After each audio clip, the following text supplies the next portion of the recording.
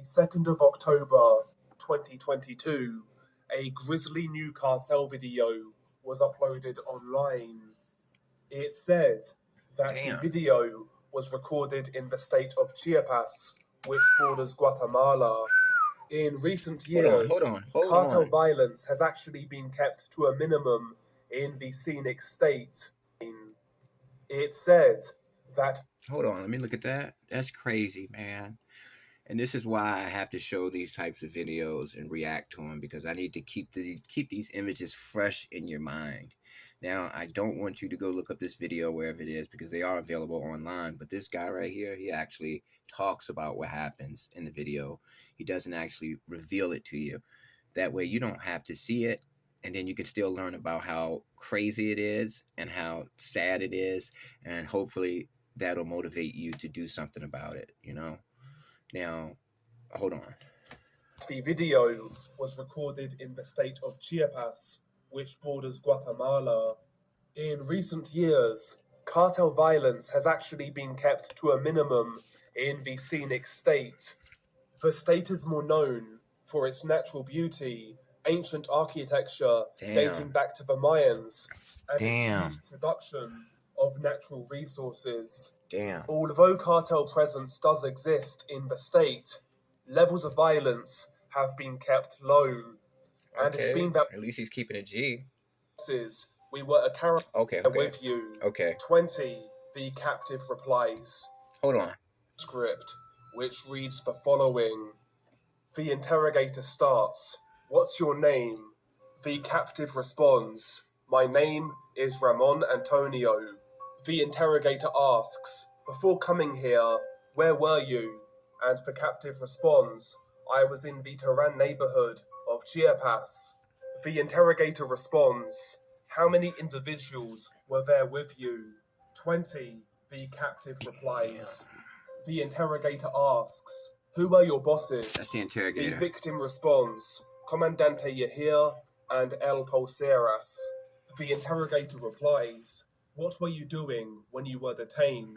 The captive replies, we were confident once detained because of our deal beforehand with the government. The interrogator nods and asks, how many individuals were coming this way with you?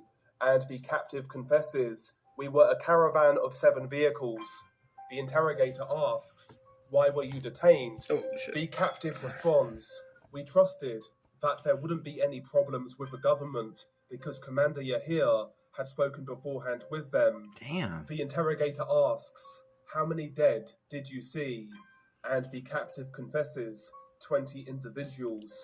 The interrogator then asks the victim to describe El Pulseras. The victim responds, he's a tall, light-skinned man with coloured eyes. I thought he was talking about me. The interrogator then asks him, what about Commander Yahir? The captive confesses that Commander Yahir is a police I mean, no officer. Disrespect by that. Hold on. The interrogator closes... I mean, no disrespect by that last joke. It just struck me kind of a tall, light-skinned dude. You know what I mean? That was kind of ironic, so I don't mean any disrespect. The interrogation by asking one final question. What was your job before this? And the captive replies, I was a military man. At this point, the execution transpires. While the victim is being executed, the interrogator reads out a final statement. It reads the following. All right, let's do this. Look here, you sons of bitches. This goes out to Roberto Yahir Hernandez, you fucking disloyal commander.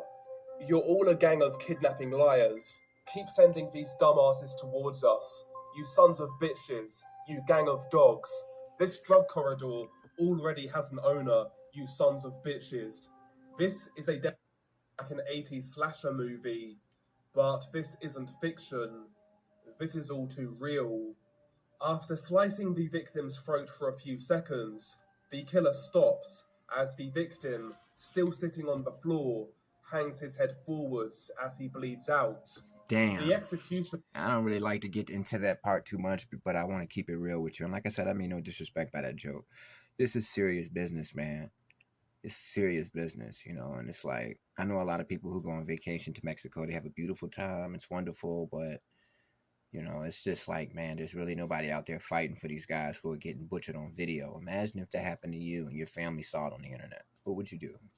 First of all, you can't do anything because you're not going to be alive.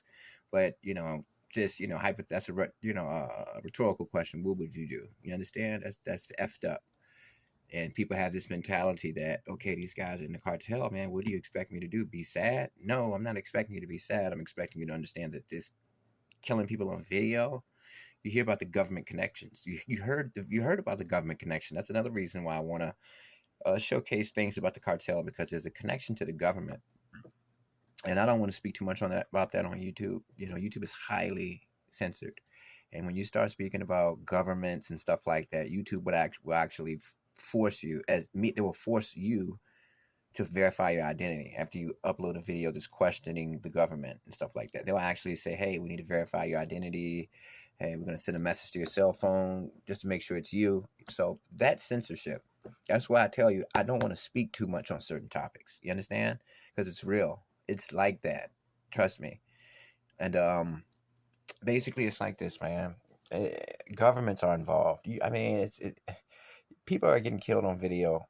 They're putting it on the internet. The government could stop that. The government, trust me, when I see these cases and these trials, the government has the ability to track every single location. And matter of fact, let me show you something real quick. I'm gonna show you a real case of the government tracking every location in a murder trial. The phone expert is going to tell you where this guy was, and this was in 2010 when this took place, but the trial took place years later. But they were still able to take that data and track his every move to prove that he committed the murder because he was at the victim's house. All right, so I'm going to show you how governments are involved. Damn it, an ad is about to play right when thing for your phone to do data. Obviously, our phones are set up to automatically check. Damn, man. All right, so basically, I'm going to show you the process of how they track phone data. So yeah, they can find these guys uploading these videos to the internet. Or at his home versus at Miss Peters' home. Yes. Okay. Yeah, I see 1007. Okay, 1007. And that's on the 408 number.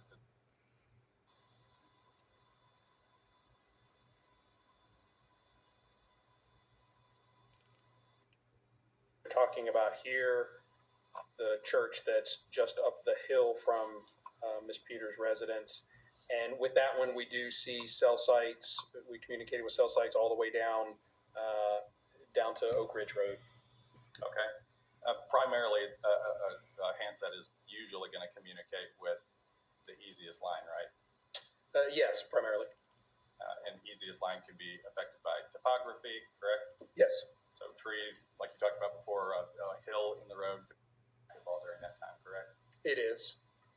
And he's communicating with Natasha Hawthorne, amongst other women, trying to set up meetups, hookups, whatever you want. All right, so basically what I'm saying is they can track every detail of your movements, and they convicted this guy, Henry Segura, of killing his baby's mother because he was married. He already had children that were almost grown, had 2 kids with her. He kills her, kills the kids because he didn't want to pay child support.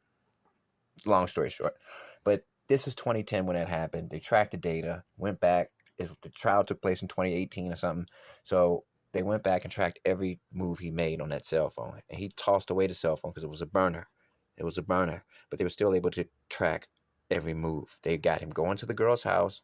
Then all of a sudden, that girl's phone disappears off the network. So they have him on his phone. He has 2 phones. Both phones are at her house at the time of the murder. At that time, her phone conveniently burns out and is no longer on the network because he destroyed it. So they're able to see what happened in reality based on cell phones. So why isn't the government doing anything about this? But like I said, I'm John Connor, and I'm fighting the resistance, and we can't talk too much on YouTube. Peace.